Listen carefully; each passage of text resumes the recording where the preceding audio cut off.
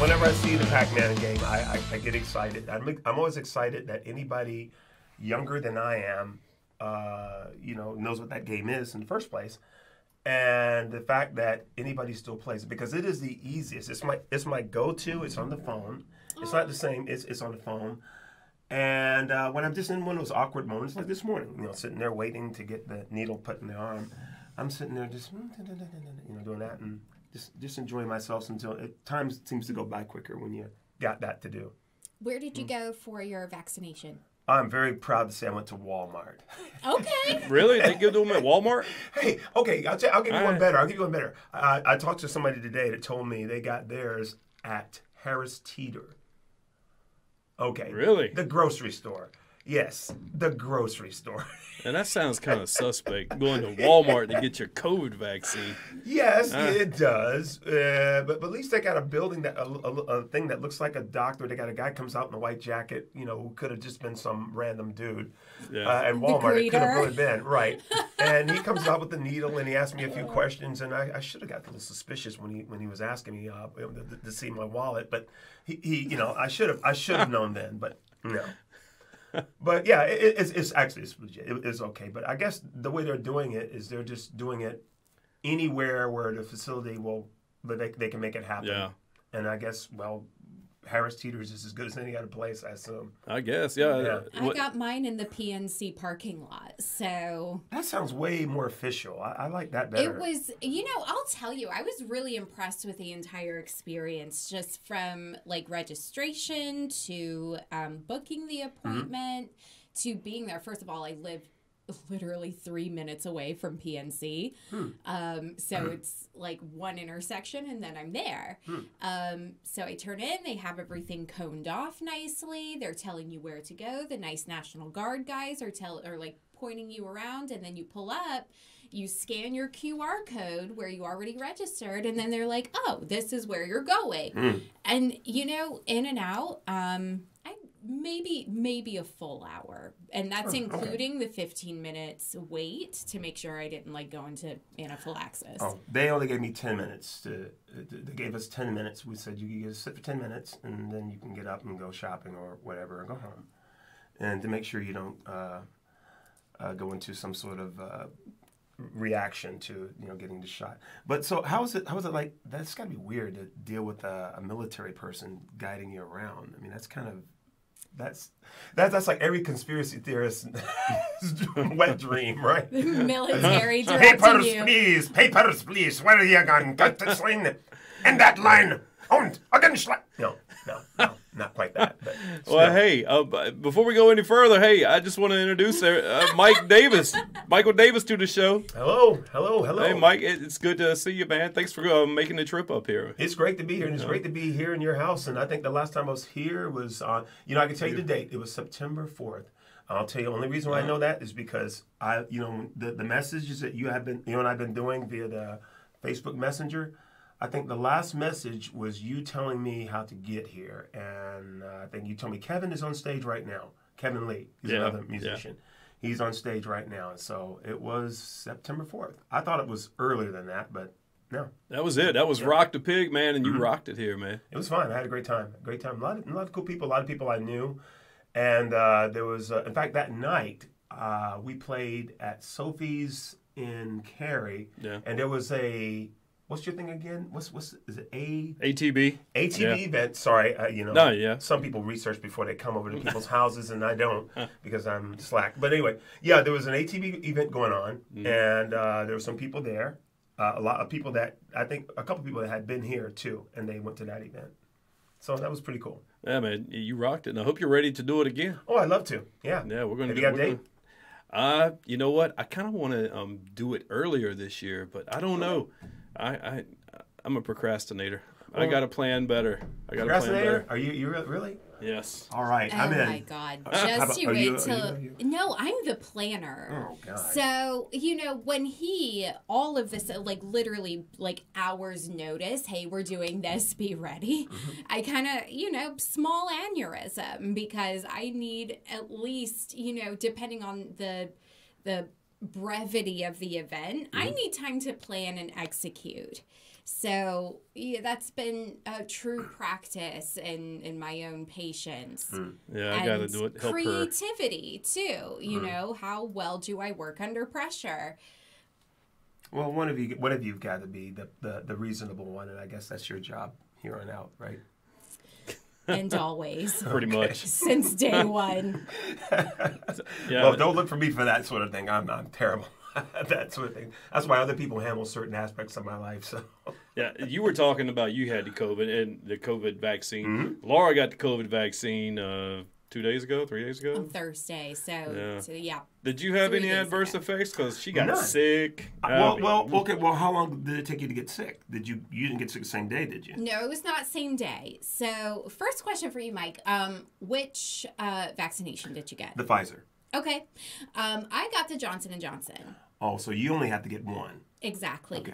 So I chose that convenience aspect.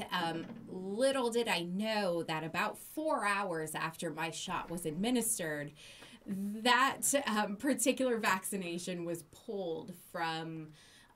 they shut down the whole line at PNC Arena. Yes, everyone who had registered for Johnson & Johnson shot had to be either rescheduled or provided a different vaccination. Okay, so you've already got the thing in your arm, and then they make the announcement, sorry folks, we've got a little mistake. It's a little like being up in the air, and then the pilot goes, sorry, everybody, the wing is just suddenly came off. That's kind of... That's kind of how I felt, and kind of along the same metaphor, if you get on a flight, you take off and land safely, you get off the plane, the next group boards and that plane departs and they crash. That's kind of how I felt. Like, wow, I was on that plane, but I'm okay. So did you get like a fever? I mean, would you get like the usual sickness that most people get, or? I did. I did get really sick. I had COVID back in December, and honestly, the side effects from the vaccine were worse than my personal bout of COVID. So I had spiked a pretty high fever, and that scared me. And then just every bone in my body hurt, every joint, and it came on all very quickly. So I got my shot Thursday morning, and I was fine all day Thursday. I went paddle boarding, I hung out with Mike and friends of his, went home, got a pretty good night's sleep, woke up, I was halfway through getting ready for work, and then it hit me like a bullet train, where like I started feeling really hot, like I felt the fever coming on. And then I'm like, okay, I know what this is. I was objective enough to be like, okay, it's a vaccine side effects. Like, this is bound to happen. It means it's working. But then it just got worse. I couldn't stay at work all day. I went home. I went right to bed. And the achiness lasted through Saturday. And, today... yesterday and today, I was just tired. Like, I felt drained. Like, my body was truly working to fight off the virus. So, it sucked for a solid 72 hours. But, the idea is that you get the vaccine, your body reacts to it. It means the vaccine is working. Okay. Your body can now fight off, God forbid, any encounter with COVID you come into. 10 years from now, did you get the Johnson & Johnson vaccine in 2021? If you grew a penis tail, you may be compensated. Yes. And what's up with that extra arm you've got now? Okay. It's coming. It's coming. I'm going to wish I'd have got that vaccine so I can get some money. My concern was, this article came out, WRAL was very vocal about, PNC halted the administering of this vaccine due to a high number of adverse reactions. And then there was another clinic site somewhere in Colorado that reported the same thing.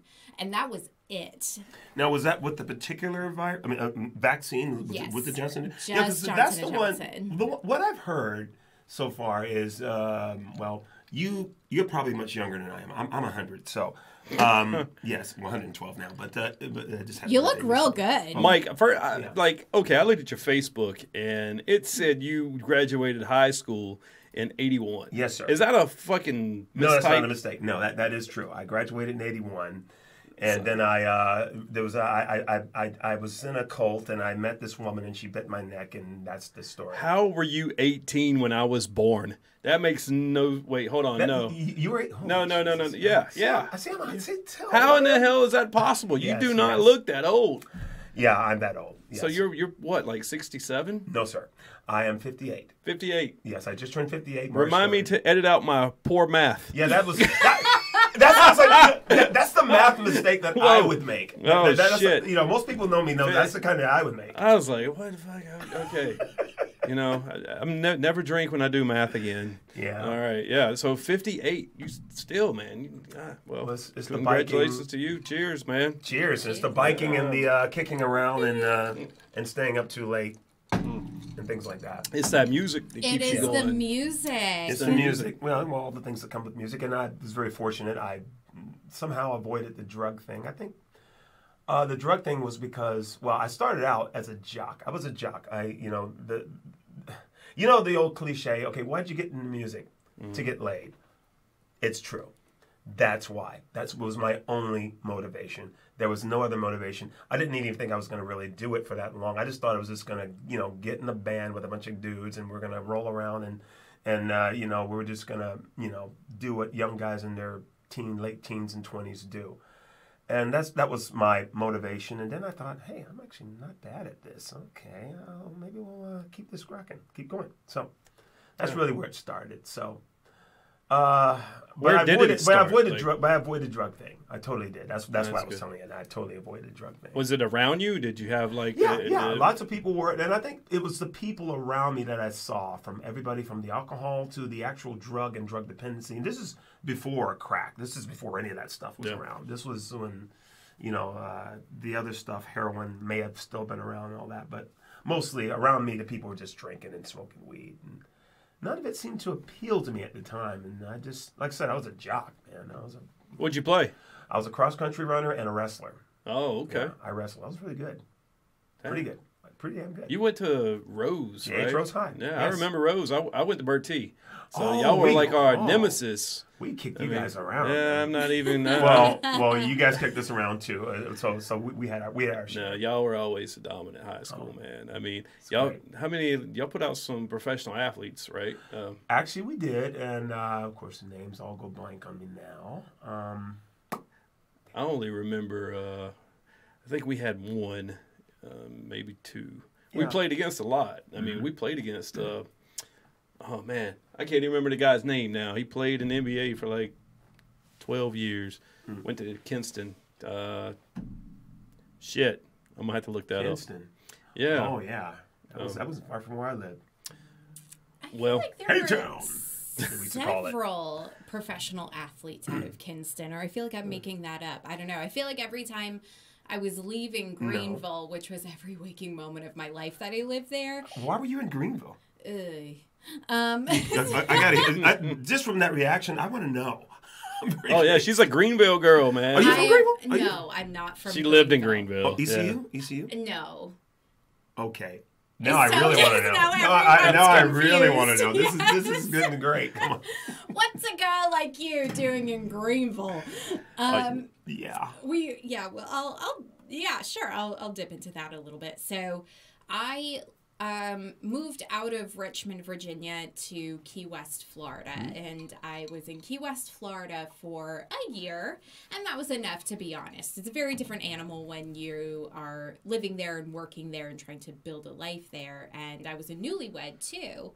So me and my husband at the time, he moved us there just wanting to have fun. And it was a great experience. I wouldn't trade it for the world. But I hated it because I was very young, very career-driven. So I said, get me out of here. I mean, it's a 2x4 mile island. You can't really build a career on that. So I said, please get me out of here. And he ended up finding a position with his company in Greenville, North Carolina. So I can say I literally just ended up in Greenville. Which a lot of people end up in Greenville. Exactly. But, you know, I have to disagree with that because in my very short, you know, time in Greenville, everyone that I've ever interacted with has had a very specific, I guess, kind of lineage in Greenville. Everyone who lives in Greenville has lived in Greenville their whole lives. Their parents had them in Greenville. Right. And they raised those kids to have kids in Greenville. And they all went to ECU.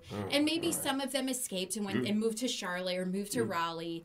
But everybody who is in Greenville stays in Greenville.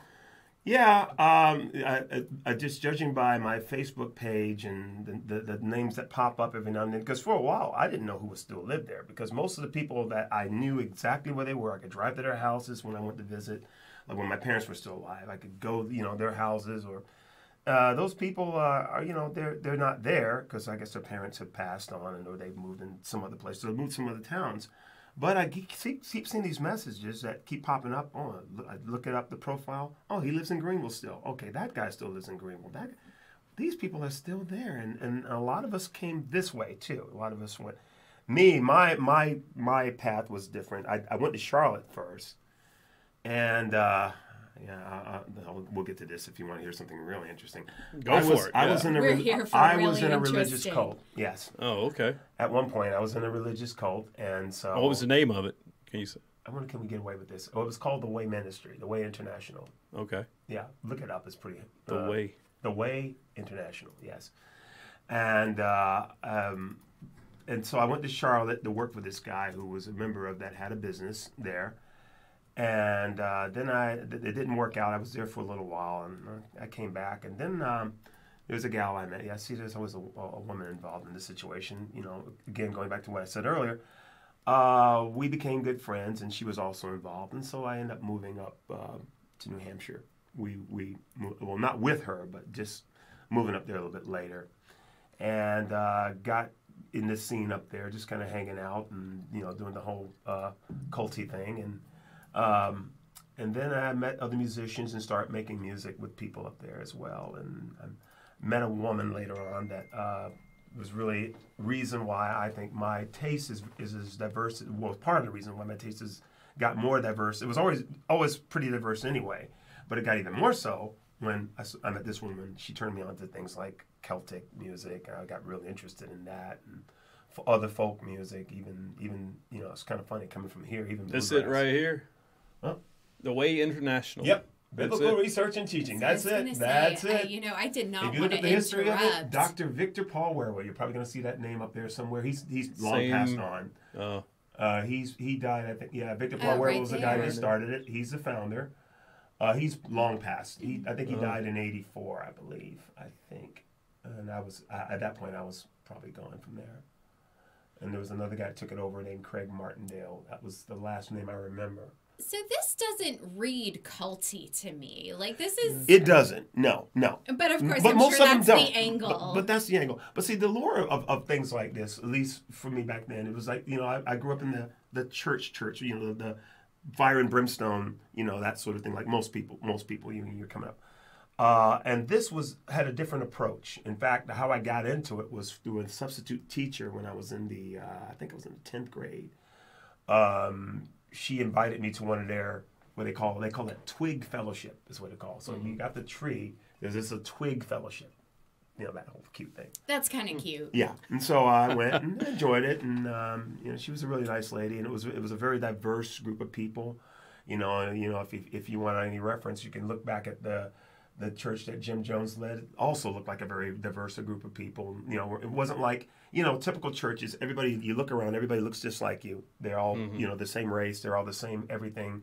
But in situations like that, which is the lure back then, as you go in, everybody's different. And it's like, this is pretty damn cool. I like this. And you get in, you get comfortable, and then you learn. Now, I tell you the truth, throughout my time in it, it didn't get its culty. It got more cultier later on after I was out of it, after this man passed away. Right here. After he passed away, it got a little cultier. His successor is the one that made it cultier. You know, so that kind of sounds like Scientology, the way Scientology went. Yeah, kind of like that, yeah. but not. But it's like Scientology. It's like it'd be the poor man's Scientology. You know, it wasn't. Okay. Man, I watched a. What's her name? Was it Leah Remini? Okay, yes, yeah. Right, I've seen that. Oh, you seen that? I watched every one of them episodes, man. That was crazy. The stuff that they got away with in that Scientology. It's that wasn't just a cult. That was just politics. The government is scared of them. Yeah, they get away with so much. It's ridiculous. They fought to get tax exempt. Did you see that? Yeah. Did you see that weird thing where what's his name? Tom Cruise and David. What's his name? Miscavige. David Miscavige. Yeah, and the two of them are like saluting the picture of L. Ron Hubbard. Thank you, sir. And something like that. The biggest charade ever. That Hubbard guy, okay, L. Ron Hubbard, was a fiction writer. Right. Mm-hmm. He wrote so many science fiction books, and he just was like, okay, you know what? Fuck it, I'm going to live out one of my books. He made the biggest science fiction thing ever and fed it to all these people, and they all believe it. And, people are starting to come out, like Lee Remini. She came out and dropped all these bombs on them. And this other guy that was like one of his, I don't know if you want to say muscle man, but one of his like right-hand men was the co-host of that show with Lee Remini. And, man, they just went awful. And like they took over a town in Florida. Yeah. Which town was that? I can't remember the town. But, I can't remember.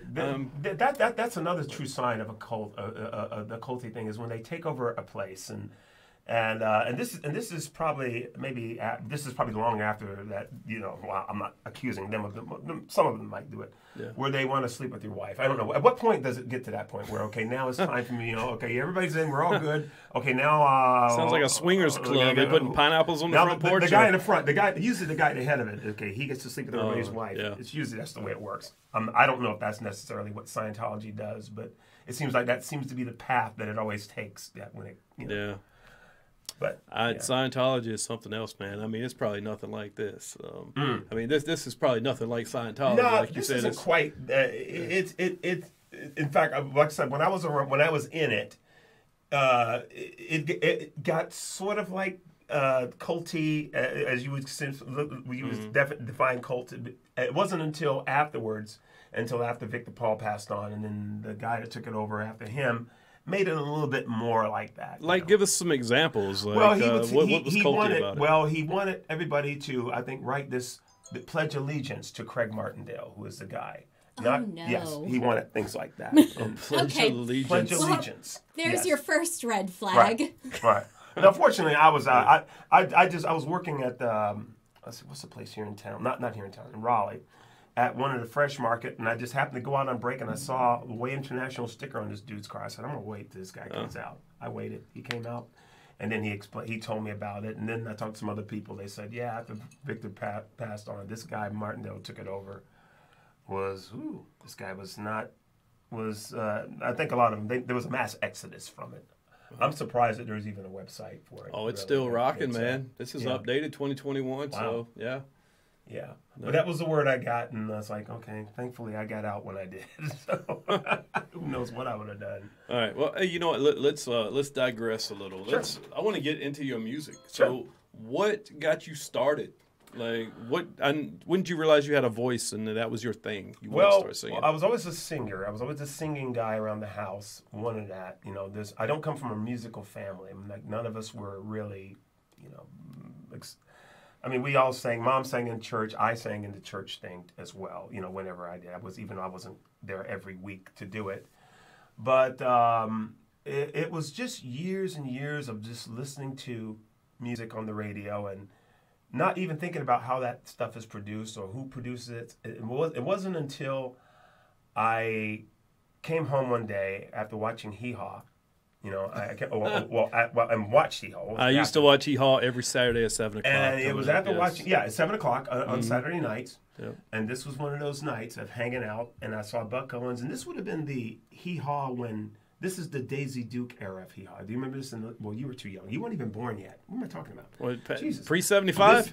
No, well, this is post-75. This would have been around, let's see, I think would have been late 70s, whenever Dukes of Hazzard came out. Okay, and so the fashion was early 80s. Women would wear those shorts they called Daisy Dukes. Yeah. And I think there was some episodes where there was a bunch of women laying around, and I don't know who thought of this. It's probably something you couldn't do today, because it's like... And Buck and Roy were just sitting there playing and doing their thing, and they're telling jokes, and all these women are just looking at these guys and going, "Oh my God!" And I thought, "Wow, hey, I could do that. I could play a guitar, and they got all these women." And then I saw something later on that night. I think George Clinton was on, and maybe it was Parliament. I don't know. It was some show, and it was like this row of women everywhere. It's like, wow, it looked appealing. I said, I got to get a guitar. So my good buddy Jerry Hammond down the street had gotten a Kent guitar for Christmas. I think it was a Sears type of guitar, whatever it was. So I bought it from him for like $35. And then I just started banging around on it. And then I met some guys from East Carolina that lived not far from my parents, and they kind of helped me. They saw me one day, and they said, okay, you need to tune this thing. You need to do this, you need to do that. And they did all the proper tunings for me. And then they proceeded to teach me some chords, and I started learning chords, and that was like discovering fire for me. It was like I just got really into it, and this was being self-taught. I found books at the library we had at school, and I went and just started just messing around with things myself. So was there a song that you ever heard and you're like, oh, I got to learn how to play that? Well, there was one when I was in 1976 that was a hit. It was 75, 76. It was 76, I think. It was a hit on the radio. It was a Gordon Lightfoot song called "The Wreck of the Edmond Fitzgerald." Oh, I love that song. I love the song, and I thought, God, I would love to play that. I mean, I don't even know how to hold a guitar or anything like that, and I've never seen him actually play it. But I've heard it on the radio so much, and I knew every word, and so I was like, I'd love to learn to play that. And that was one of the most inspiring ones, and also. Jimi Hendrix, Purple Haze was something I heard, from some neighbors. They played it. In fact, they played a whole album, Are You Experienced album. And I was like, that's amazing. That's one dude just sitting there doing all this stuff, and he's just making all these wild sounds. It's like, oh, I'd like to do that.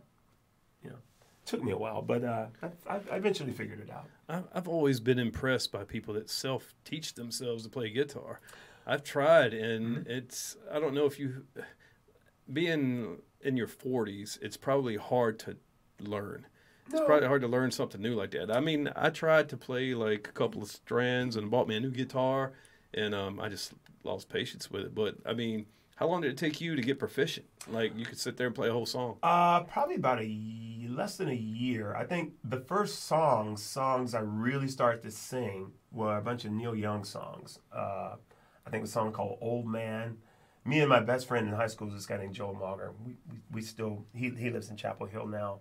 But he and I, we both really technically started playing guitar at the same time. We both got interested. I think I got interested in first, and then his parents got him a guitar, and we started to learn a bunch of Neil Young songs. We learned that one. I learned Needle and the Damage Done. And I taught myself the finger picking part, which I was, and it sounded really good. And I didn't have a teacher teach me that at the time. I just pretty much just heard it and just sat down and duplicated, tried to do the same thing that I was hearing. And I eventually learned it. And because you had the book only had the chords. It didn't have the notes and and the fingering and any of that stuff. It just had the chords. It's like, this is D major, this is C, and blah, blah, blah. But not really, I had to listen to the record to pick out all that. So that's really where. So you had to learn where to put your fingers in for the frets, for the chords and stuff, right? Yeah. So how frustrating was that? Because you don't know exactly where to. It was frustrating only up until the neighbors that I had that lived down the street from my parents. These guys were ECU students, and I think they were brothers actually. And they started to teach me where to put my fingers at. And then it wasn't until a year later I finally got a real teacher. I went to a music store in our town and found a guy named James Gilliam. He, in fact, who later, it's funny, he later on, that guy ended up playing in a band with me. Fast forward, what, 6-7 years later, he ended up in a band with me. So my first real guitar teacher was the guy I was in a band with. Oh, so you did have like some legit teaching though after a while. Later on. Yeah. Much later. Okay. Yeah, but I did, most of it was just simply by ear and just a willingness to learn it, just to learn it. And like I said, I did it every day. I took the books to school. I was in the 10th grade, and I had one period where I didn't have a class. So I would sit in the lunchroom and annoy the people who were sitting, probably working, preparing lunch, and just bang on this guitar. I eventually got a little audience of people who, as I started to get a little bit better. But parents were just nervous about all that. They just like, what is he doing? What is this idiot doing? But, well, let me ask you this. So back when you were in school, and you say back in the dinosaur era is what you were saying. Yes, prehistoric era, yes. Did you guys have the recorder? Did we like the that little flute that you play with the holes? Yeah, but nothing I would have been interested in. In fact, that would have turned me off to music. They have a music camp at ECU every year. It's usually when the students are gone, and you see all these kids carrying the little cases with the recorder on it. It's like every one of these kids have got a recorder. What the fuck is the recorder? I think that's hell. What? It sounds why? like hell. What you're describing is hell. It sounds like hell. I've been there, and it's a bunch of small kids playing a recorder. Yeah. Did you play the recorder? I did. So I was fortunate because I had to save up and buy my recorder because that thing was like $20 back in the day. And does anybody play professional recorder now? Like, what is that? How does that get you into? No, I had a music teacher in the 5th grade who was like, "This is a starter instrument." Okay. Starter for what? She was like, "This, you do not go into high school and sign up for band and ask to play the recorder. You'll get laughed out of the building." And I'll never forget it because she was so adamant. I feel like she had like a personal vendetta against the recorder. I don't know if she wanted to do something totally different with her music career, and she ended up teaching 5th graders how to play a recorder. But now I know, as properly functioning adult, that a recorder is a starter instrument for you to kind of, first of all, learn some notes, learn to be ambidextrous, and pretty much kind of divert from there. You have a basic understanding of how music works and how a wind instrument works, and you can take that and do what you will with it. Maybe it leads to playing a wind instrument, like maybe maybe the ones who become professionals are probably a flautist or someone like that. Maybe a saxophone, because it is quite a hard instrument to play. I tell you, what really seemed like it'd be a really hard instrument to play is something like a violin, where you've got to be perfect. You've got nothing. You don't have frets. You don't have anything that you've got to do all this thing where you're trying to get the perfect note, get in the right position. Then you got this little thing you got to do. It's like that. That always seems crazy. Like ridiculous. Give me a guitar. I'll just strum the guitar, man. That's like, hey. Well, so they even had for the people that couldn't afford the recorder, they had this little thing right here. This is called the sweet potato. Wait, what do you do with that? It's kind of like the recorder, but it's I don't know. It's a lot smaller. This kind of, it's the same principle as the one we used to have, but I can't find it on the internet. I've never seen that. Very primitive. Yeah, it does. It looks like a shark tooth almost. It definitely looks like a very sophisticated caveman carved this. Yeah, and found a sound came out of it when he put his mouth on it. No, what's the thing on that to the right of that? What is that? No. Going back towards the end. That looks like some. This one? No. That's next. No, the other way.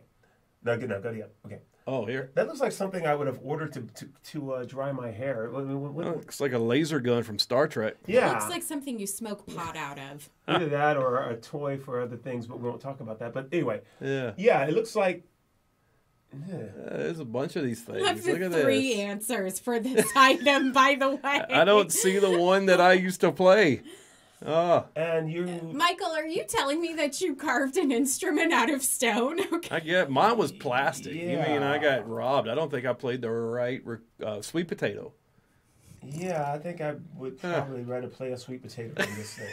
This is something anthropologists found at old, like, human establishments from, the BC era. Yeah, so yeah, I've never seen anything like this. I don't even know what it is. This is the first time you ever seen a sweet potato? I've never seen it. Well, no, with that. No. Archaeologists found this in a cave somewhere. It's called a sweet potato. Yeah. Yeah, okay, see, there's a real sweet potato right there. Sweet potato. You can probably put holes in it. Play that? It's got holes in it. I think you can. Look at that. I just signed up for this Facebook group. It's called Weird Instruments, and I've always been a fan of those kind of things. And this looks like something that you would probably see those cats on there playing, but I've never seen anything like that before. Yeah, that was pretty weird, man. Weird instruments. Yeah. I'm going to have to hit that up. I'm sorry.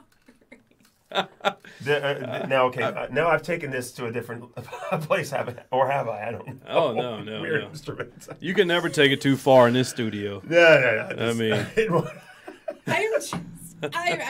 to imply anything. Go ahead. So you play in the Raleigh Triangle area right now. You hit up. Where'd you hit up this weekend? Let's see. This past weekend. I had a great week. I had a week. Yeah. It started off. I played at the O'Malley's on Thursday night, and then Friday. O'Malley's on Wednesday night. Thursday I was a place called Homestead out in Timberlake, not too far from you guys, right? Timberlake. It's like heading towards Roxborough. Yeah, I know. Okay. I know where it's at. Yep.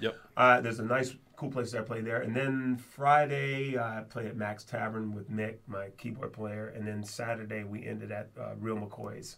Okay, so let me ask you about your band. Yeah. So MikeMickXer. MikeMickXer, yeah. So now that you just explained a little bit of it to me because I didn't know. So I guess Mick is from your... Mick is the Mick of it. Okay. Yeah, we that band came about in 2009. Mick and I were in a Zydeco band, together. We have full-on Zydeco with the accordion and everything. Explain to the people out there who don't know what Zydeco is. Zydeco's music is the more of the blues folk music of Louisiana. It's like a mix of R&B, blues, Cajun, with the accordion and everything. And we were doing a thing like that. That's how I met Mick. Mick started a band like that, and we started the band in I think 2005, 4 or 5 around that time, and we had a pretty good run. We were playing a lot of gigs around here, and at the same time, I was also in a reggae band called the Amateurs, which that band still exists, but I don't play with them much anymore.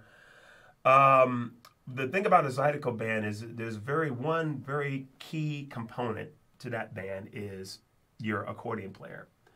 Now, the thing about accordion players, they're not easy to find.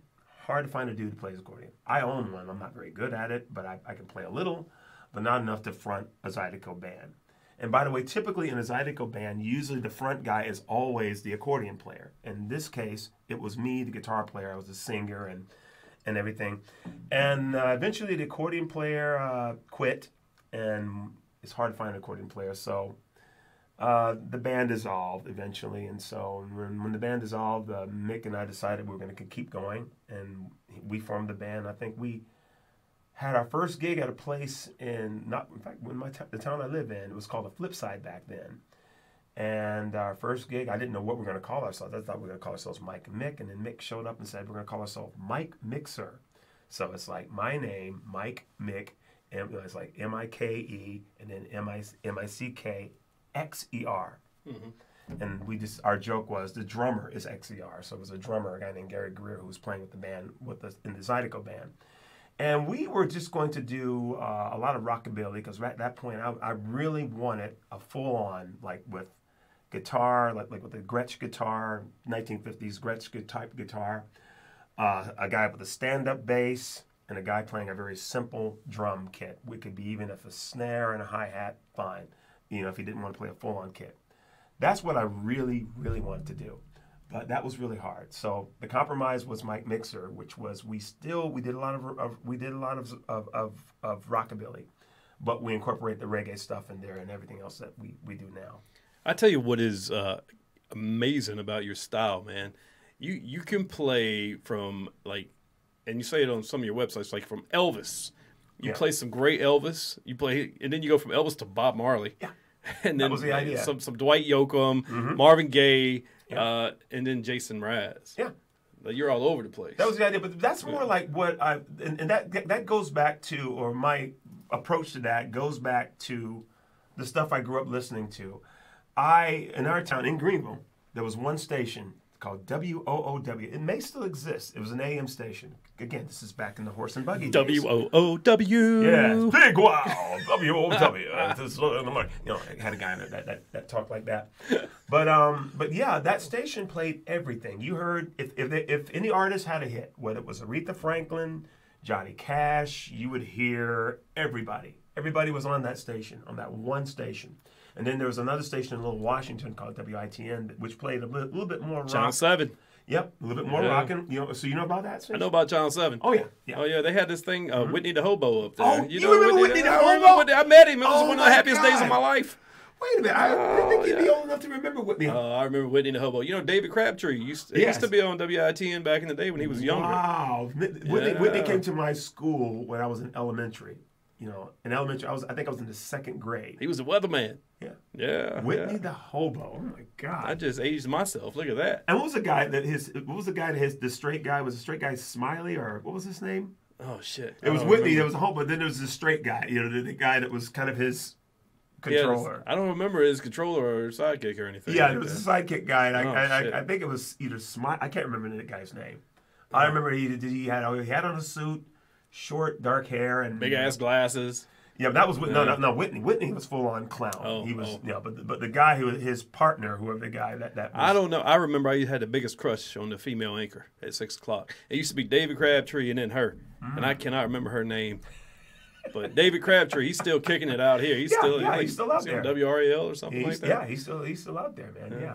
I feel like my parents had not even met right around this area that you're discussing. Yeah, yes, right. I think you're probably right. You're probably right. Your parents weren't. Yeah, this was around when 4:00 Transformers came on, and Whitney the Hobo would do like a little thing before Transformers came on. What was the thing? He would just, hey kids, you're out of school. It's Transformer time. Yeah. Something like that. It was just kind of an in-between the cartoons and the other little programming. They'd have this goofball local guy that would come on and do a little thing. No, and that's how it was back then, too. I got an image. I just needed Michael to do it. She needed it. Had a full idea. And I did not disappoint. Oh, no, absolutely. I think you could have done better. Well, you didn't commit. You know, there's a lot of people wanting to know what Whitney the Hobo looks like. So you got to find Whitney the Hobo. If you can find an image of him. Is it Whitney the Hobo or Whitney and the Hobo? No, Whitney the Hobo. Whitney is the Hobo. It was either Whitney or Whitley. Which one was it? It was Whitney. It was Whitney. Yeah, definitely. I remember he was a part of my childhood. Yeah, mine too. Yeah, mine too. Now, people in this area probably know a guy they call Uncle Paul. Around this area, they probably know that he was kind of one of those characters as well.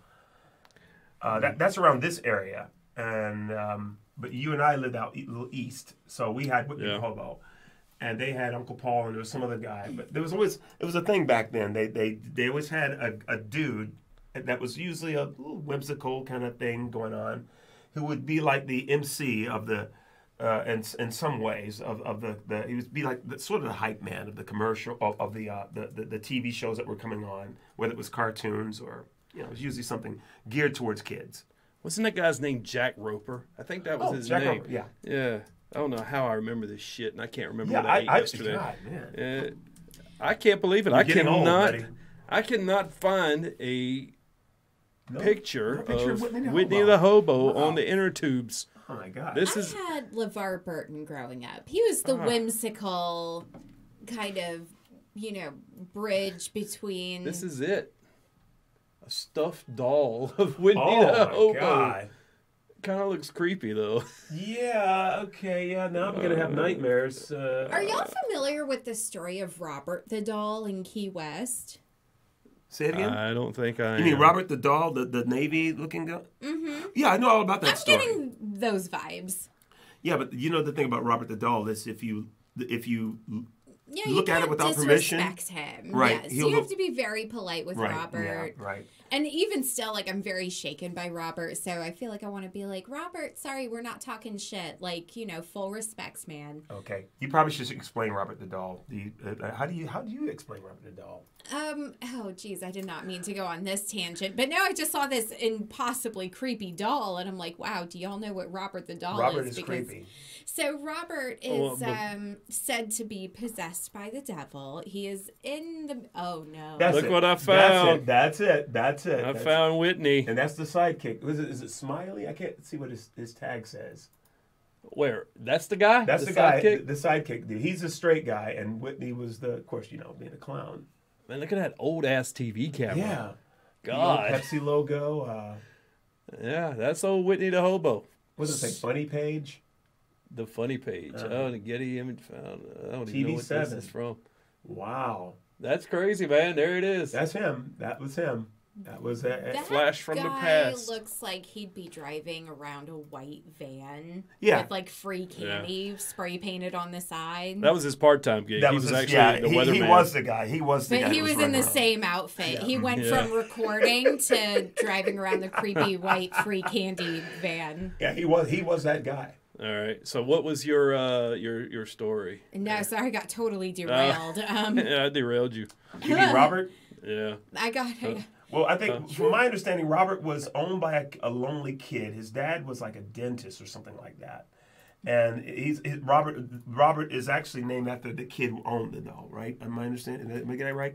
And the kid who owned the doll, he was like an only child, and the parents were, they didn't have the best of relationships, and Robert was his escapism sort of thing. And I think at some point the kid died or something like that, and supposedly his spirit went into Robert or whatever. And there's all these stories about Robert would be in the house, and people would see Robert looking out the window. This is a doll. Like kind of a Chucky sort of thing. Robert would move. Robert would like move. Annabella. Yeah, sort of like Annabella. God, It's that kind of thing. I may have gotten the actual story wrong. I'm sure I probably have. But it sounds about right to me. I feel like I remember it differently, but honestly, you know, I try to just forget in my day-to-day life that Robert the Doll exists.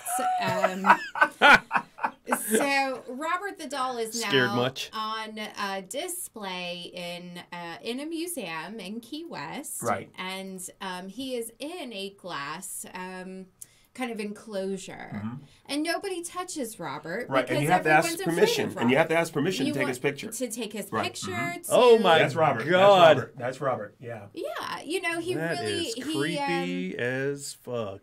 Robert respects, Robert really desires respect. Mm-hmm. So, you know, it's even said that, like, people who bought Robert the Doll replicas from the gift shop, you know, would disrespect the replica, and then, like, a curse would befall them. Why would anybody want to buy this? It has no face. Yeah, look at that. It's weird. Well, I just always assumed that, you know, maybe over time it just sort of deteriorated into what Robert's it became. creepy. Let's talk about that dog he's holding. Yes.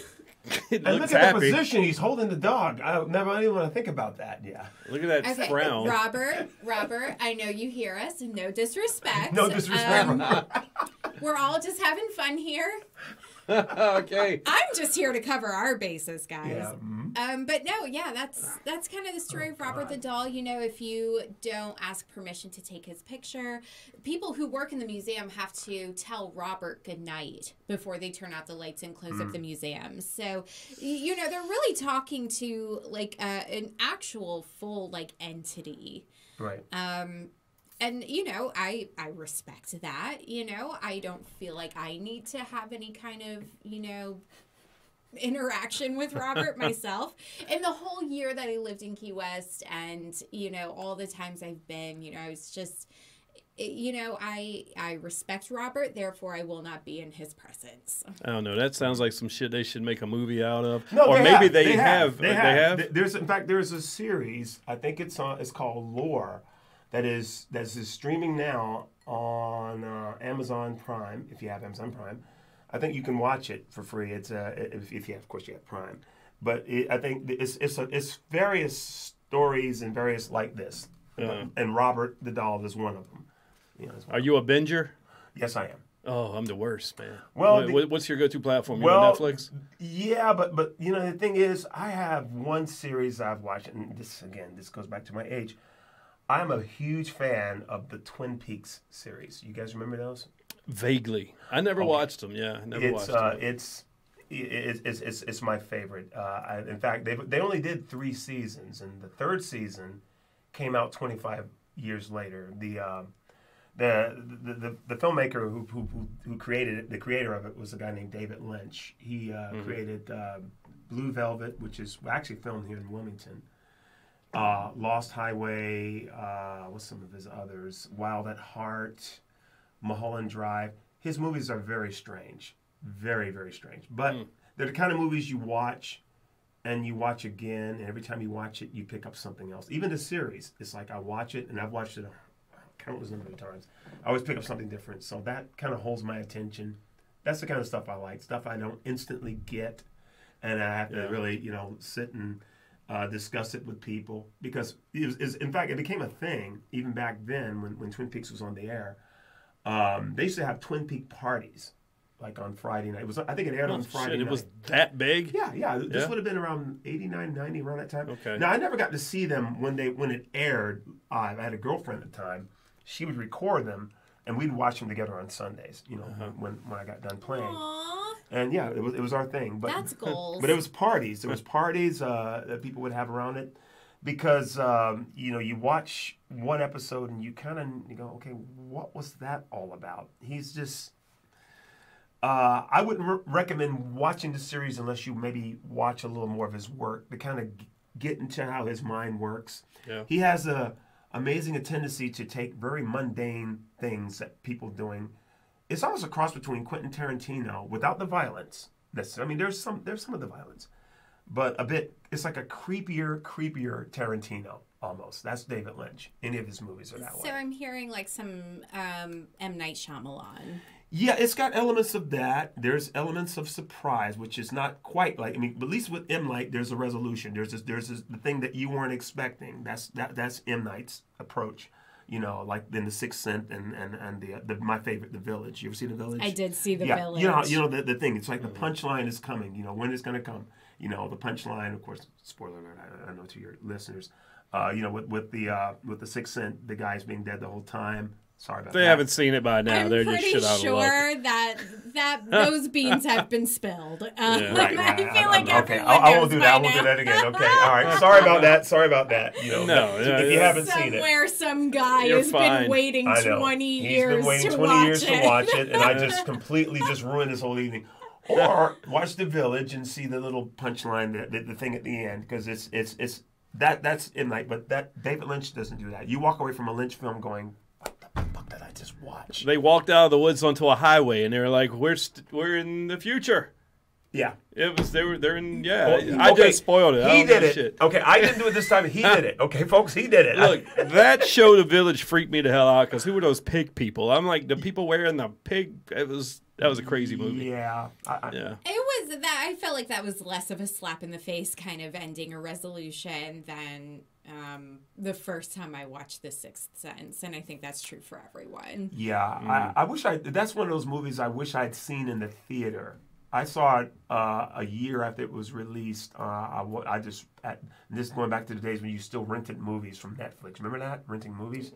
From like Blockbuster or Hollywood? Or? No, they'll send you the thing in the mail, and then you just... there was a time Netflix mailed you movies. Yeah. That was... Kids today will never believe us. Matter of fact, speaking of Netflix, you should watch the doc on The Last Blockbuster if you haven't seen it.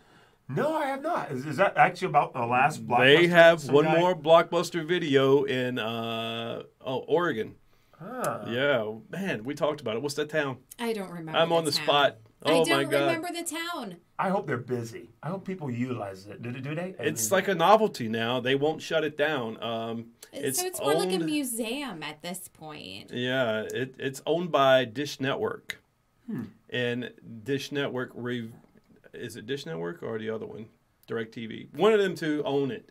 and they keep renewing it every time the contract comes up because it's the last one. And it's kind of a novelty. They go out and people still go and rent DVDs there just to do it. Yeah, I'd be the guy. I'd be the guy there every week, getting something different. On a Friday night, getting a bag of cotton candy and bugging your think parents about it. for a popcorn. Yeah. Back in the day, that was like your Friday night. That was you our would Friday go night to growing Blockbuster up. Video or Hollywood Video, walk around the store, talk to people, and pick a DVD up, look at it. Oh, man, that looks cool. Put it back and just walk around the whole store and look at all the genres.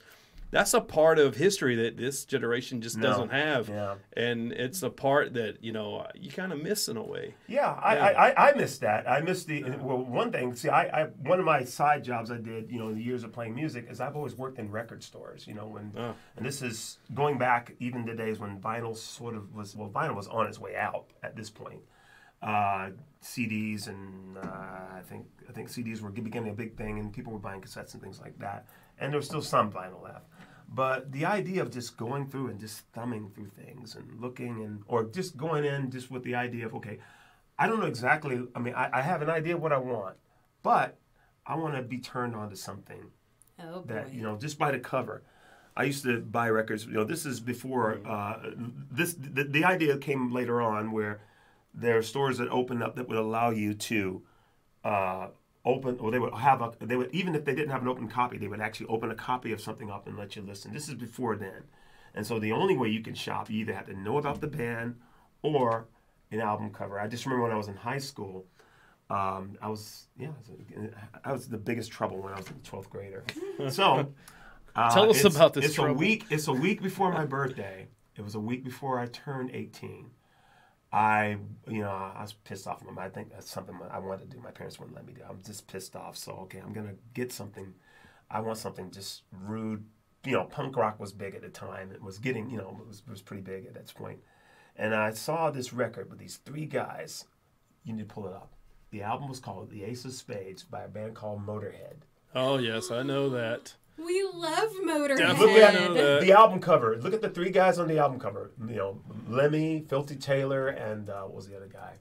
There's Lemmy, Filthy Taylor, and Eddie Clark was the other guy. Fast Eddie was the guy who called himself. But just to look at those guys, they look like they would just, you see those guys coming toward you, they will fuck you up. They just look like it. And I thought, this is perfect. I don't know what kind of music this is, but I guarantee you, that cover. Look at those guys. I love Motorhead. I said, I'm taking that home. I've never heard of these guys. I'd never heard any of their music. I said, oh, this is good. This has to be loud and obnoxious. What do you think that vinyl goes for right now? I started buying vinyl again, man. This might be one for my collection. Which is why I was kind of like, oh no, when Mike over here started talking about working at a vinyl shop, and I'm like, oh shit, here we go. Well, vinyl's making a comeback, so. Well, it's vinyl's always making a comeback. Have you noticed that? It's for seems like the last 10 years. I would say once every 10 years, everyone's like, I want my vinyl back. Yeah, I went through I've kind of mellowed out now because I've basically got just about everything I wanted. I wanted every CD I had in the 90s on vinyl, and I pretty much got it right now. There's a couple, because, man, there's like the Pearl Jam 10 album. God damn, they want like $50-$60 for that thing. I'm like, I can't do that. That was their first record, wasn't it? The one with Jeremy. First record. I actually liked them for a little while at that point because I didn't quite understand it at the time, and then suddenly everything sounded like that album. You know, remember that period in the 90s? Every band had a singer that went, We talked about this. My band played a festival. This is a reggae band I was in. We played a festival once, and this would have been back in '97. And it was out in Boone. It was this big thing. They had a huge sound system. They were having some problems with the system though. But there was all these bands, and there's 6 of us in the band plus one guy who was a road manager at the time. We were looking at it, and we sat in the van. We heard every group that went on. I said, guys, every band sounds like Pearl Jam. Every singer says, "Rrr." I think we're the only band. We're the only band that didn't have a singer that went, "Rrr." It's like, okay.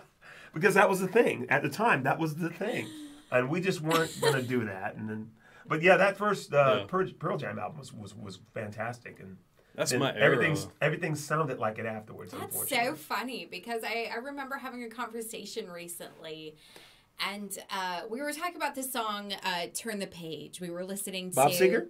Yeah, we were listening to Kevin Lee actually was covering it, and someone next to me said, is he doing the Bob Seger or the Metallica? And I'm like, well, if you hear him go, yeah, it's the Metallica cover. And I'm like, oh no, even Metallica did it. Yeah, they did. Actually, their version is not bad. It's actually pretty good. It's so good. Really good. They did make it their own, but you know, between the two of them, it's always going to be the Bob Seger for me. Well, that's the key to any of that stuff, and this is the reason. It's kind of funny. Musically, I came from an era where people didn't do. We tried to avoid doing covers because at this point, this was during what was called the alternative rock period. You know, would have been the early mid 80s, and it went on through like maybe the mid 90s. I think the last era of that was Pearl Jam, was the grunge scene in Seattle. They're like the only band standing from that era right now. They are. Soundgarden still exists? No, well, Chris Cornell died. Right, Cornell died. Alice in Chains is still around, but they don't have Lane Staley. Course, right. But they got a guy that's he's good. I don't know. No, he's actually good. I mean, they got what's the Brain song? Take My Brain. Oh, check my brain. I think that's it. But it's a good fucking song anyway. Yeah, but but like I said, the thing about that, I came from this period. We didn't. Nobody wanted to hear your covers. Everybody wanted to hear you do an original song, and that's all we did. That's all anybody tried to. We did covers, but if you did a cover, you had to make the cover yours, like you were saying with the Metallica thing. You really have to bring that. You don't just go do exactly a carbon copy of what you heard on the radio or whatever your thing you found. Have you got a favorite cover out right now? Like not just necessarily something you do with MikeMickXer, but like what's your favorite cover from an artist? Oh my God, jeez! I'm putting you on the spot, Mike. That really does. There's just so many to choose from, and then you have to ask what genre. I mean, it's probably easier to say, okay, what genre? And this particular genre, okay. As far as reggae, I guess. Oh God, I can't even. I'm stuck here. Well, I recently did a version of. Speaking of a country song, I recently did a version of Charlie Daniels' "Long-Haired Country Boy." I did a version of that, and I really like it. I like what I did with it. Mm-hmm. And from the 1960s, I'm going from back still in the prehistoric age. I do a song by a band called the Strawberry Alarm Clock called "Incense and Peppermints." I like my version of it a little bit, even better than theirs. So. Of course. I can't wait to Google that song later. Yeah. It just sounds like I want to listen to it. Just think psychedelics and lots of good drugs. No, not from the 60s. No, I know. Heavens no. We were all about cotton candy and doing things Peppermint. It's just some candy. Yes. That's all. Yeah, exactly. That's not an innuendo. Not at all. Not at all. How'd y'all stay so thin in the 60s? Yeah. You got it. Yeah, there's definitely lots of smoking back then. So thinking about, how, in the 90s there was a demand for original art in music. And now I'm just thinking about today, like when we go listen to live music, we want to hear really good covers. Well, that's what happened. We want to hear tributes. There's been this kind of weird shift to a demand for nostalgia. Well, that started. I think that was like I said, the grunge era was the end of that. So really, what you're talking about really started around '98. Because if you were a band that was trying to do original stuff, it's like, good luck trying to get anybody to book you. I mean, you might get bookings, but you better come down with some decent covers, and some of my friends weren't going to do that. I have one guy, you should look him up. His name is Chris Wells. He's a great musician in the area. He's from here, and he and I have done work. We've worked together. We were in a band together for a while as well. But he's the one guy that's resisted to this day. Has resisted that. He doesn't do anybody's music but his own. He's just like, I'm not doing. He said, I remember he told me once. He says, Mike, I'd rather work at McDonald's than do this cover band thing or do this tribute band thing, which was beginning to be more of a thing.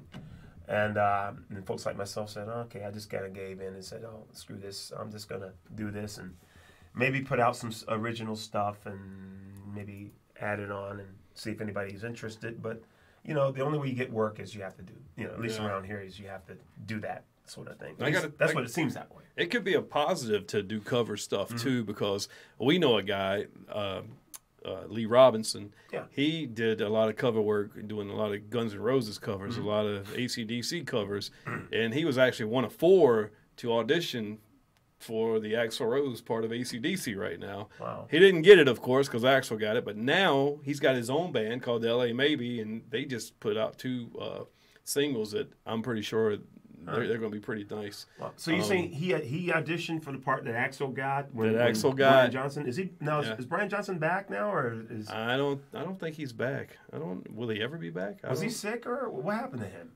Wasn't his hearing? He couldn't hear the tunes or something. Well, yeah, so that's not something you recover from quickly. No, but not at that age. No, There's no coming back from that.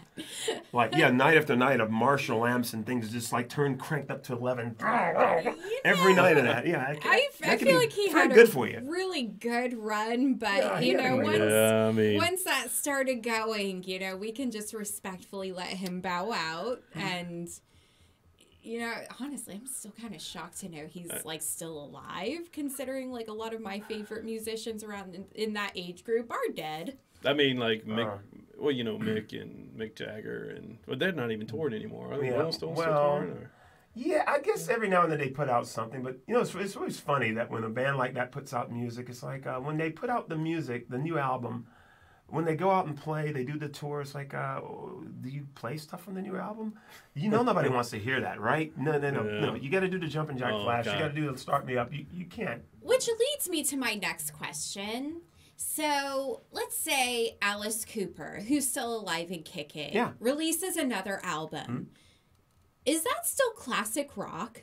No. Well, he's a classic rock artist by definition of it, but the music he's putting out unless he's doing it in that style, I guess you might consider it. But classic rock is going to be School's Out. It's going to be Welcome to My Nightmare and things like that. No more Mr. Nice Guy. That's going to be classic rock, but whatever he puts out new. Not so much. I don't know. The classic rock station here in Raleigh, they're already playing like Nirvana and it makes me fucking Green Day. Right? Green Day is classic rock? Yeah, they got Green Day on classic rock. I'm like, my God. Sir, I came here to listen to Led Zeppelin. So are there Turn this shit off. Are there tiers of classic rock now? Because what happens to the old school, like Marvin Gaye and Otis Redding and the Elvis and the Beach Boys? Mm-hmm. So is that like tier 2 of classic rock? Didn't you got I have Leonard been Skinner? Asking this question literally my entire life. So growing up, riding around the car with my dad, he always had the classic rock station on. And, we would hear, The Who and Led Zeppelin and all the great things he grew up with, which ultimately ended up being all the great things I grew up with. But now I'm like, okay, so what happens to this great music when today's rock ultimately becomes classic rock 30, 40 years from now? And I'm living that. And I don't know how I feel about it. It needs to be named something else. Well, I don't know, but I think ultimately, at least this is what I've seen has been a trend for the last 25, maybe more years. I think I'm always surprised. Like, let's say someone your age, most people you would think, okay, they want to hear the stuff that they identify with, which is their age group. But I see it's just the opposite. They're listening to the Who and Zeppelin and. We are listening to the things our parents raised us listening to.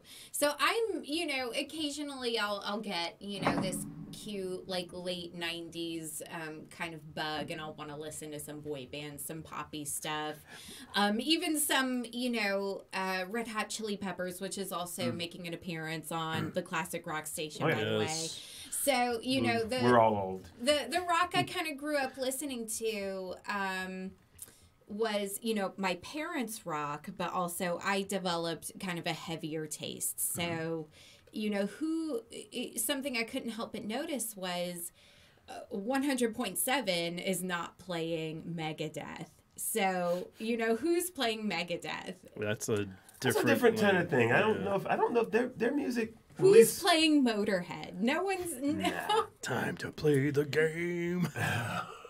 Oh, speaking of playing games, you like this segue right here? We got a game? Oh, yeah. So Mike, this is my favorite part of the show. So when we have musicians on, we like to play a little hammered trivia. So you're going to be going against Laura. All right. Can I go ahead and in advance and congratulate you on winning this game? Just so you know. I don't know, babe. It's not looking real good for me. I picked 6 random questions to do with 90s pop. All right. 80s, 90s pop. Oh my God, that's bad here, really. Okay. First one, there's 6 questions. We're going to alternate. Right. And whoever has the highest point total wins. You get bragging rights, champion of this episode of Hammered. All right. First off, Mike, you're the guest. You go first. Who was the only female solo artist to have a #1 hit single without releasing an album? Was it A, Suzanne Vega, B, Joan Jett, C, Lisa Loeb, or D, Carly Simon? Jeez. Now, give me those names again. Okay, I know there was Carly Simon was one, the last one. You got Suzanne Vega, Joan Jett, Lisa Loeb, and Carly Simon. I'm gonna go with Lisa Loeb. And that is right. Yes, Lisa Loeb. That was the only one that made sense to me. Every one of those people, everybody else, I can immediately associate an album with them, but Lisa Loeb, I couldn't. Well, I was trying to trick you with Suzanne Vega with Tom's Diner because I couldn't think of anything else, not even an album. It's like, but the other ones were pretty much. Right. But Suzanne Vega had a #1 hit with the song "Stay." "Stay" landed on her debut album "Tales" in 1995. Mike's got one. Laura, it's your turn. Are you ready? Yeah. All right. What famous star appeared in Paula Abdul's Rush Rush video? Was it A, Brad Pitt, B, Keanu Reeves, C, Leonardo DiCaprio, or D, Clint Eastwood? I can eliminate Rush, 2 rush, hurry, right hurry. away. I can't even recall the song, to be honest with you. Really? Oh, I was just singing it for you, Mike. I feel like I have come across this information recently, and I don't know why. Oh, no. Tell me those names again. Brad Pitt, Leonardo DiCaprio, Clint Eastwood, and Keanu Reeves. I'm going Keanu Reeves. And you would be right. It was Keanu Reeves. Yes. Why did I know that? There's no reason for me to have known that. Wow. But I feel like I did come across this information recently. I think we're going to have an even matchup here. I think we are. 1-1. Okay. No. All right. You ready, Mike? Let's go with it. Which 1993 video began with a girl holding up a playing card that said, "Once Upon a Time"? Was it A, Two Princesses by the Spin Doctors, Can't Help Falling in Love by UB40, I'm Gonna Be 500 Miles by the Proclaimers, or Ordinary World, Duran Duran? Girls holding up a card. Which 1993 video began with a girl holding up a playing card that said, "Once Upon a Time"? Oh, God. I'm glad. 2 things here. Well, one, I'm glad you gave a year. But I'm so sorry. All right, there was a UB40 song. Yes. And the others. It was a Proclaimer song. I will walk 500 miles. And then there was Ordinary World. And I can't. Ordinary World. Yes. That's your final answer? Final answer. You're wrong. Oh. It was Two Princesses by the Spin Doctors. I knew that one. Oh, right. We're still at 1-1. Laura has the advantage going into this next question. All right, here we go. Laura, transition over. Who is the singer of the song "Look Into My Eyes, You Will See What You Mean to Me"? Was it Patrick Swayze, "She's Like the Wind"? Sting, "Fields of Gold"? Rod Stewart, "Rhythm of My Heart"? Or Bryan Adams, "Everything I Do"? I can hear this song. I can hear it too. And I feel like all these people could be singing it. Well, look into my eyes. Oh, you just did it. When you sang that riff, I know exactly what it is now. By you singing that riff, I know exactly what it is. Yeah, you just gave it away. You sure did. Big time.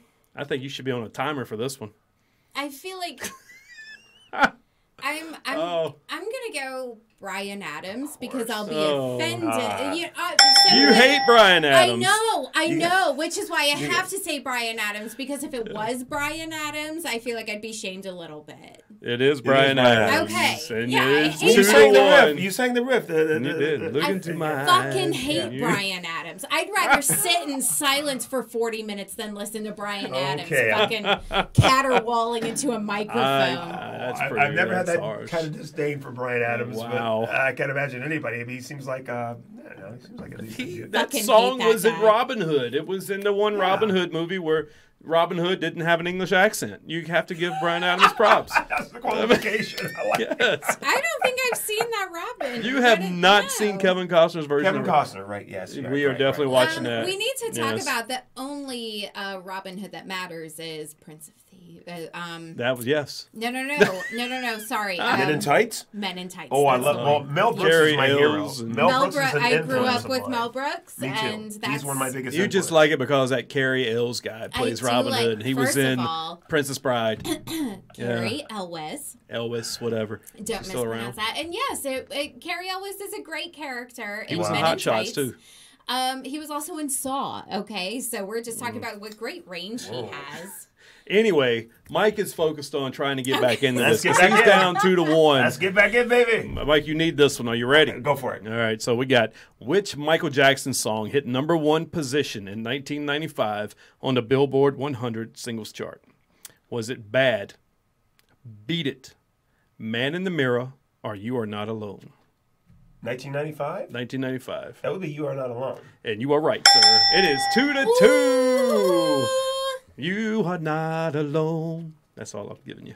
I'm here all night. Well, you already answered it. Oh, okay. You ready for this one? I am. Which two New Kids on the Block were brothers? Oh, God. Which two members of New Kids on the Block were brothers? Was it Donnie and Mark, Joey and Jordan, Danny and Jordan, or Jordan and Jonathan? I don't know. Oh, I don't know this. You should just automatically phase one out. I'm so glad you got that question instead of me.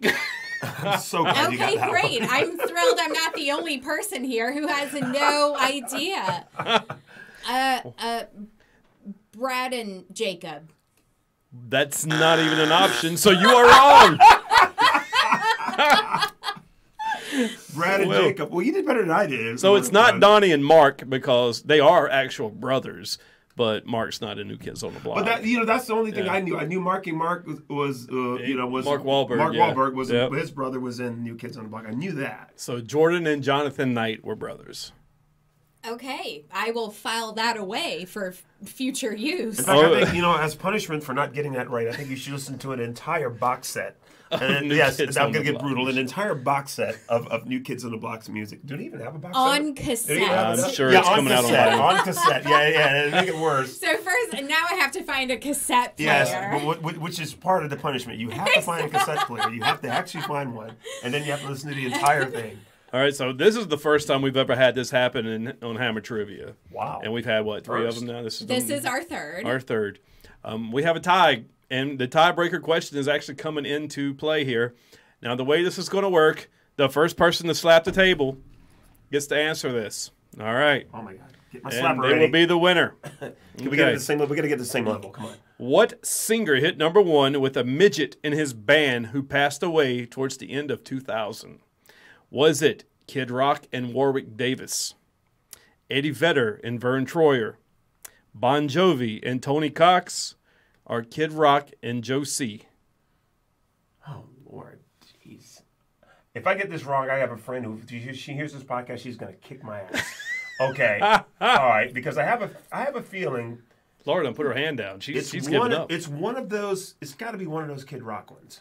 That's exactly where I'm at. And I have a friend who's big time Kid Rock fan. And if I get this wrong, she will kick my ass. Okay. Ooh. So, what were those again? So you got Kid Rock and Warwick Davis. Okay. Warwick Davis did play an Ewok in the Return of the Jedi. So throw that out there. Duly noted. Bon Jovi and Tony Cox, Eddie Vedder and Vern Troyer, and Kid Rock and Joe C. Laura? Kid Rock and Josie. We have a winner right here. It is Kid Rock and Josie. Congratulations. Finally. And you won. It sounds like you won the whole thing. And yes, you do get to you listen to the entire box set of New Kids on the Block. You know? I think that should be her prize for winning. That is your prize, yes. No, thank you. And I'm gonna do everything in my power, even if I have to buy it off of eBay. If somebody has it, I'm gonna buy the entire thing and I'm gonna send it to you, and you're gonna have to listen to it. In fact, here on live, on air in this program. What do you think? Okay. I think so. All of our loyal listeners out there, if you have the box set. She won't suffer alone. She'll, We'll post a picture. That's Kid Rock and Josie right there. Getting it on. Yeah, I had a sort of feeling, okay, Kid Rock, there's a reason his name would come up twice. So it's one of those. Exactly. Well, Vern Troyer was Austin Powers. He did die. I think Vern Troyer did die, but not in 2000. And the other one's Tony Cox. I can't remember anything he was in, but when you see him, you're going to be like, oh, yeah, I know this dude. Just put it in there right quick.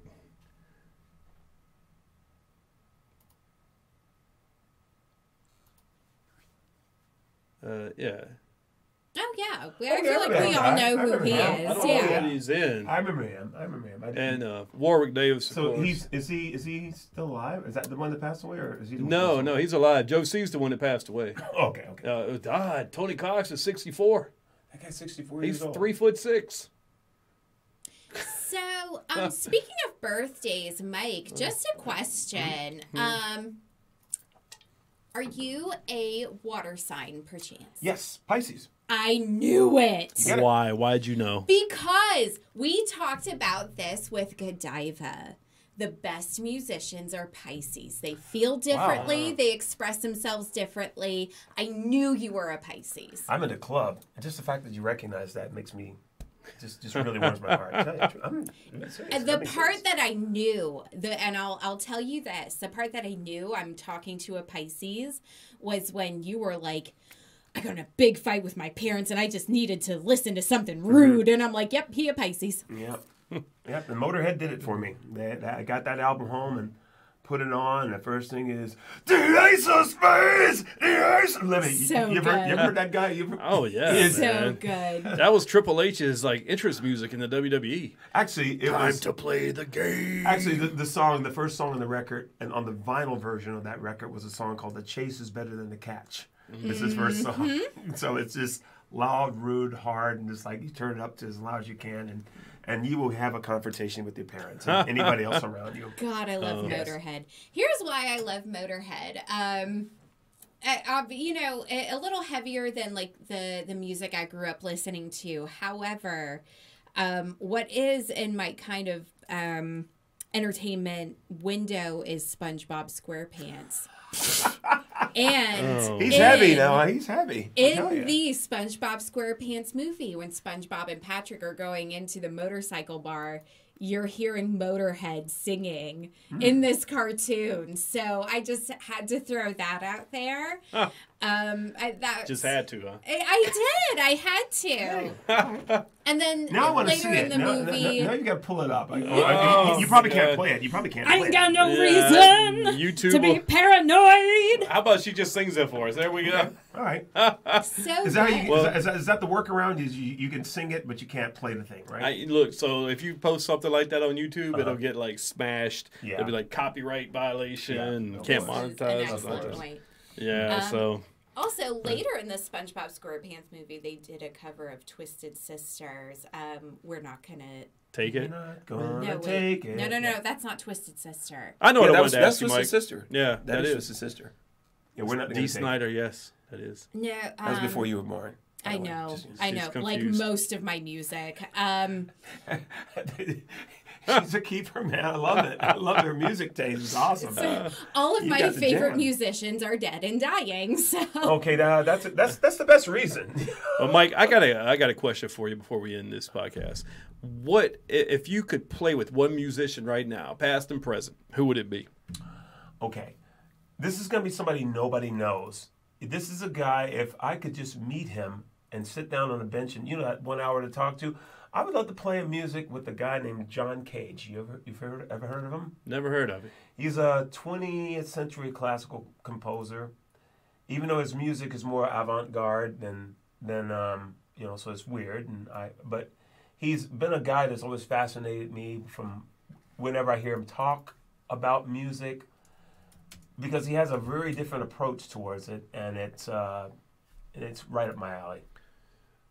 But John Cage would be my guy. There he is. That's him? That's Mr. Cage. He's long passed away. He's died in 82, I think. But I've always been a friend. Now, I wouldn't, his music is not something I would just put on him on his records. And it's kind of like the thing I said about David Lynch earlier. Mm. You have to listen to it, and then you're going to have to get somebody to explain some of it to you until you listen to it again, and then you'll get it. Then you'll get what he's going for. But I don't know. In fact, some of my friends kind of see him as a fraud. I didn't think that, but he's figured out some pretty odd stuff, how to do some weird things with some odd time signatures, and that's very appealing to me. I don't know. Well, that's pretty cool, man. Hey, look, so here's what I want to do, man, before you take off. I want to play one of your live performances. I've got... Do I have to be in the room at the same time? No, I'm kidding. I'm being silly. Oh, my God. I forgot what I was going to play already. It was Bob Marley's... While you think about that, it was Twisted Sisters. I Want to Rock! I Want to Rock, yes. Yeah. Yes. Rock. It was I Want to Rock that SpongeBob SquarePants covered. Thank you. Now I do need to see that. Yeah. I really do. Oh, they change up the lyrics. It's great. All right. Patrick Starr's and some fishnets. Well, look, Mike, it's been an honor to have you up in the studio, man. It's been a pleasure. We appreciate it. Thanks for making the trip out, and we want to have you back in. You've been a great guest, man. I'd love to be back. It's been awesome. Anytime. You just call me. I'm right down the road. Well, for the people here in the Triangle, where can they see you at? Where you playing? This weekend, I'm on the pizza tour. I'm calling it that. Let's see. Friday night, I'm at a place called Bricks in Cary. Ooh.